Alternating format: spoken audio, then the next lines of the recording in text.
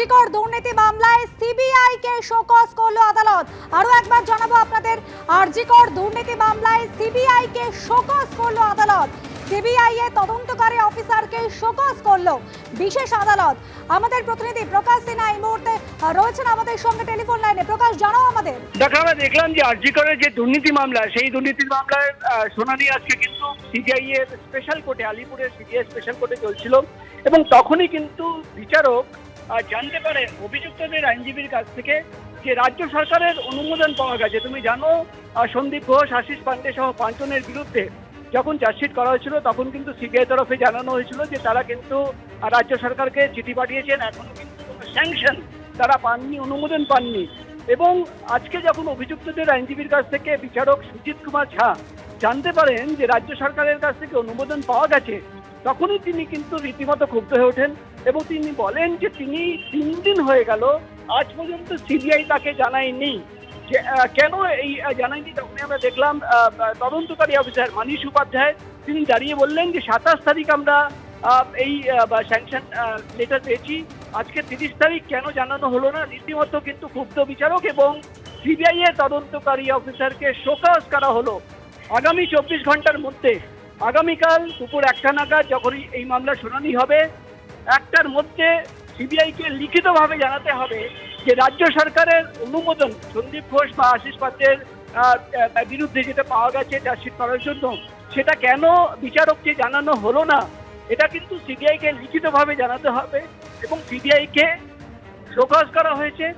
এবং বিচারকের প্রশ্ন, তিনি রীতিমতো ক্ষুব্ধ হয়ে বললেন যে হাইকোর্টকে, এই ট্রায়াল কোর্টকে বাইপাস করে হাইকোর্টকে আপনারা গিয়ে জানিয়ে দিচ্ছেন যে স্যাংশন লেটার পেয়েছেন, কিন্তু এই কোর্টকে আজ পর্যন্ত জানানো হলো না।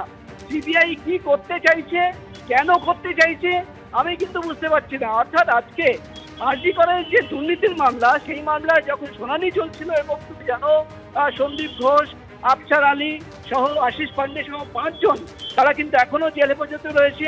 তাদের বিরুদ্ধে, প্রত্যেকের বিরুদ্ধে চার্জশিট জমা করেছে সিবিআই এবং সেই মামলার শুনানি যখন চলছিল তখন আমরা দেখলাম যে বিচারক রীতিমতো ক্ষুব্ধ এবং তদন্তকারী অফিসার মানিশ উপাধ্যায় এবং সিবিআই এর আইনজীবীকে প্রশ্নের মুখে পড়তে হলো যে 3 দিন আগে রাজ্য সরকার স্যাংশন দিয়ে দিয়েছে সন্দীপ ঘোষের বিরুদ্ধে, স্যাংশন দিয়ে দিয়েছে আশিস পান্ডের বিরুদ্ধে, কিন্তু কেন আপনারা ট্রায়াল কোর্টকে এখনো জানাননি?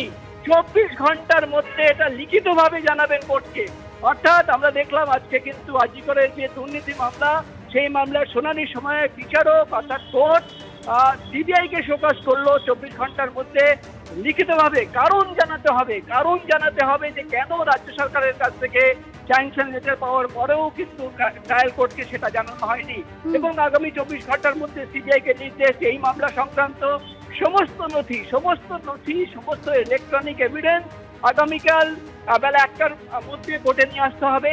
অভিযুক্তদের সেটা হ্যান্ডওভার করতে হবে এবং দ্রুত চার্জ ফ্রেম করে কিন্তু ট্রায়াল করতে চায় কোর্ট। সব দিনে কিন্তু আমরা দেখলাম আজকে কিন্তু আরজিকরের সেই মামলায় ফের প্রশ্নের মুখে পড়তে হলো সিবিআই এর তদন্তকারী অফিসারকে এবং সিবিআই এর অফিসারদের কিন্তু এবার সিবিআই এর যে স্পেশাল কোর্ট, সেই স্পেশাল কোর্ট শোকজ করে জানতে চাইলো যে রাজ্য সরকারের কাছ থেকে 3 দিন আগে অনুমোদন পাওয়ার পরেও কেন ট্রায়াল কোর্টকে সেটা জানানো হয়নি। ইতিমধ্যেই কিন্তু আমরা দেখতে পাচ্ছি অভিযুক্তদের আইনজীবীরা তারা কিন্তু প্রশ্ন তুলছেন যে প্রায় 1 মাস আগে বা চার্জশিট জমা পড়েছে, এখনো তারা সেই চার্জশিটের সমস্ত নথি তারা পাননি। কোর্টের নির্দেশ আগামী 24 ঘন্টার মধ্যে সমস্ত ডকুমেন্ট কিন্তু অভিযুক্তদের হ্যান্ডওভার করতে হবে। ধন্যবাদ প্রকাশ।